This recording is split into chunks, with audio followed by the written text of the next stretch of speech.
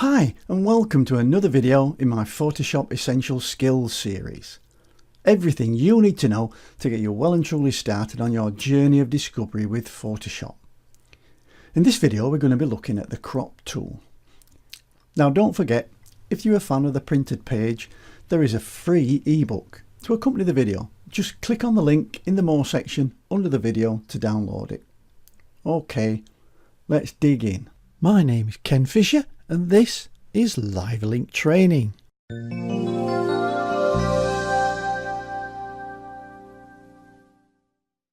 What are we going to learn during this video? Number one, we're going to identify and select the crop tool itself. Number two, we're going to actually perform a freeform crop. Number three, we're going to perform a preset crop. Number four, we're going to display and change the crop overlays. And number five, we're going to straighten an image. And finally, number six, we're going to be changing the crop preferences. Okay, lot to do. Let's get started. Now the Photoshop crop tool serves three main purposes. The first is to crop, which means to cut an area out of an image by selecting the area that you want to keep. It's also handy for quickly resizing images. These functions can be used at the same time to crop and resize a photo or any type of image at once. Finally, we can straighten images, such as if you've got a wonky horizon. So, selecting the crop tool, how do we select it? Well, it's here in the toolbox. We can see this little symbol here, and we can click on that and we can select the crop tool. Now if I hover over that, you'll see that there is a keyboard shortcut of C. So I can either press C on the keyboard, just go and click the tool here. Now when you do this, the crop handles will appear. And these be they, and they're at each corner, and there's one in the middle. Now you can click and drag on any of these handles to resize the image. So I'll click on that one, and I'll click on that one, just to resize the crop and then I can click and move the image inside the crop until I get a composition that I'm happy with.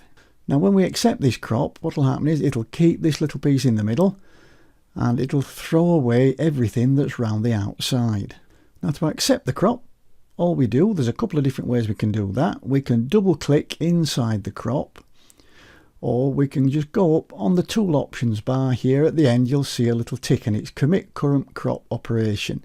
So either of those ways, I'm just going to click on the tick and we've now cropped the image. Okay, now I'll just undo that with Control and Z, or Command and Z if you're on a Mac. Now by default, Photoshop lets you grab the handles freely in any direction. So when I've got a crop, I can make it thinner, fatter, taller, whatever. You can drag them in any direction. But more often than not, we want to crop a photo to a standard frame size. It's like 4:6 or 8:10.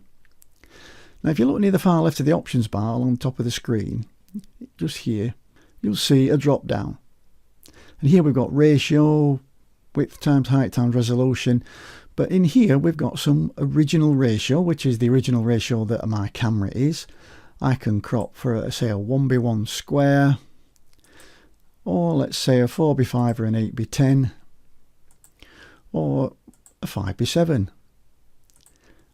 or let's say a 6:4. Now Photoshop instantly snaps the crop to exactly the crop ratio that you select. Now if you need to crop your image to a less common aspect ratio, one that's not on the list, you can easily create your own. So here I can say, oh well, let's have a 2:3. Well, let's say we'll have a 1:3. We'll have a really weird one. So we want a 1:3 crop. And what I could do is save that out now as a new crop preset. I'll save that out as 1:3 and click OK. And then that's my current crop. And you can see here I've got that set up now as a preset. Now if you want to rotate this crop, to take it from portrait to landscape, there's a keyboard shortcut to do that, which is the X key.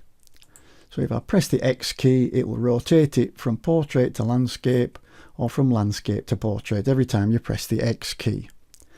And like I said earlier, to move the image inside the crop, we just click inside and we can move the image relative to the crop boundary till we get the crop that we desire.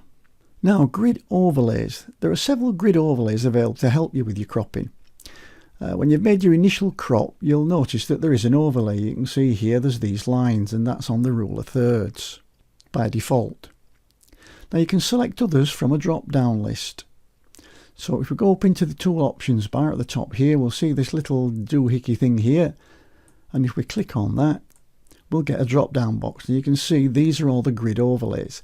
We've got rule of thirds, grid, diagonals, triangles, golden ratio, or the golden spiral. We can define when we want to show it. Do we want it just to come on automatically when we're hovering inside the crop, or always or never? And we've got a cycle overlay little keyboard shortcut, which is pretty cool.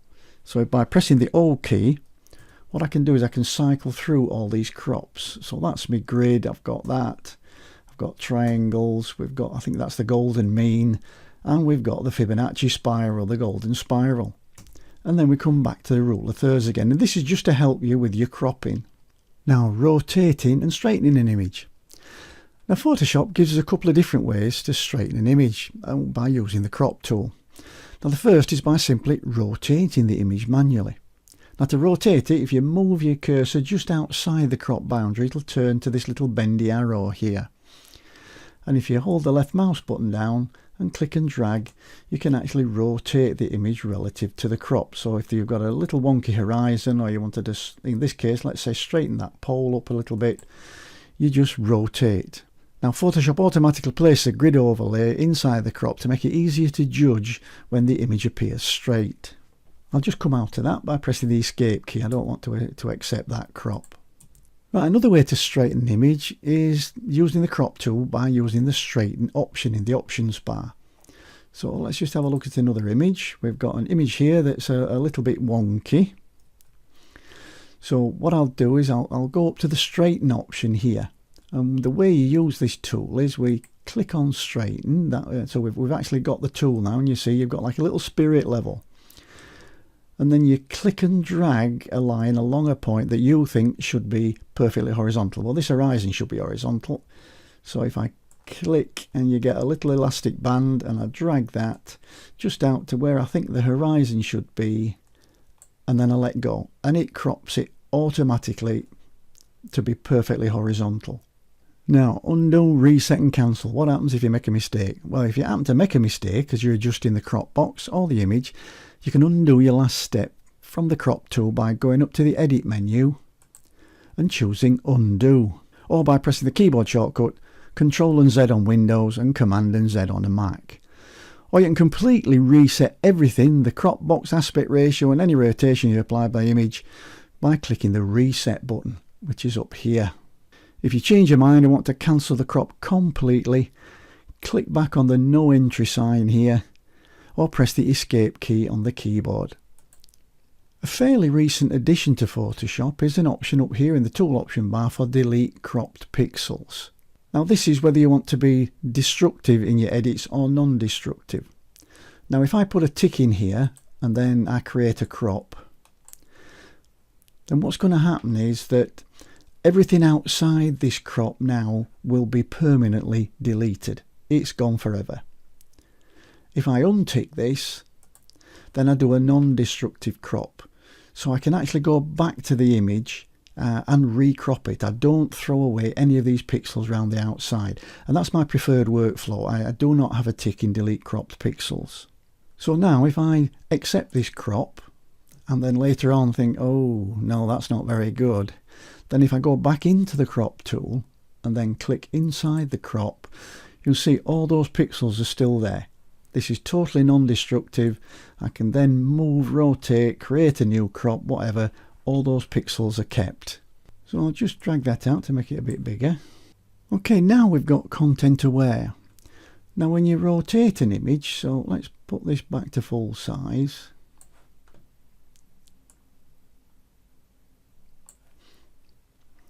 When you rotate an image, the crop is restrained in the initial document bound, so this means you can lose valuable image data. So I'll just rotate that and show you what I mean. So here, this crop is I'm going to lose this data up here, this bit of sky. I'm going to lose this bit down here. And of course I've got some holes now that I need filling in. Now we could do this with the fill command after we've cropped. But again, a fairly recent addition is content aware crop. So now what we can do is we can put a tick in content aware. And now when I actually perform the crop, what Photoshop will do is use content aware fill to try and fill out all these extra pieces. So let's just stretch that out a little bit more. So let's say we want the whole image to be in this. We don't want to lose anything at all. And then I'll accept the crop. There we have it. Photoshop's actually filled in a lot of the areas that were bare, but we've kept all the pieces that were rotated initially outside of the crop boundary. Now we've got some additional crop options that you can set, and they're up here under this little cog. If I click on that little wheel there, you can see we've got the first one is use classic mode. Now classic mode is a throwback to earlier versions of Photoshop where you used to move the crop relative to the image. In later versions of Photoshop you move the image relative to the crop. So I'll show you how that works. If I activate that, then I'm now in the bad old days, if you like, of the crop tool. So if I now make a crop, I now move that crop relative to the image. So the image stays where it is, but the crop moves. Okay, if I now go back and untick use classic mode, I'm now back in today's version of Photoshop. And in this version, what I do is I move the image relative to the crop. The crop stays where it is. It's up to you which one that you like. I prefer the more modern version, and I keep using that. Now what else we got in here? We've got show cropped area. Well, this is the area that it shows you around the outside of the crop when you're performing the crop. Auto center preview does what it says on the tin. It makes sure that the preview comes up in the center all the time. Do you want a crop shield to show? Well, I do like that crop shield, and you can change its color or its opacity. And if we just perform a crop, you'll see this is the crop shield. This is the area that we're technically going to throw away that we don't want. All this will do is turn that area off. And you can actually change its opacity, make it darker or lighter to suit your own needs. And lastly but not leastly, we can actually resize an image while we're cropping it. Now this option's up here in the tool options bar. If I click this drop down box, I've got a WH times resolution. This is your resizing option. So if I select that, I can type in here that we've got a width, we've got a height, we've got a resolution, and we've got the units of the resolution. Now I'm going to let's do a 5 inch. So I'm going to put my IN in for inches, and then when I tab over, I'm going to say 4 inches. So I'm going to put more IN. If you're using centimeters, you could put cm and it would automatically recognize it. I'm then going to tab over to the resolution, and I'll say, well, let's say this is going to be 300, and the units that I want is pixels per inch. So I'll just drag these corners in a bit so we're actually in the pixel data itself. So now I'm going to have a 5 inch by 4 inch by 300 pixels per inch image when I accept that crop, which I'll do, and there it is. I'll just zoom out a bit. There we go. Well, that's it for this video. I do hope you liked it. If you did, please give me a thumbs up or leave a comment under the video. Don't forget to check out the more area under the video for the link to any download files or free ebooks. And please click the subscribe button so when I upload a new video, you are the first to know. I'll see you in the next video. Bye for now.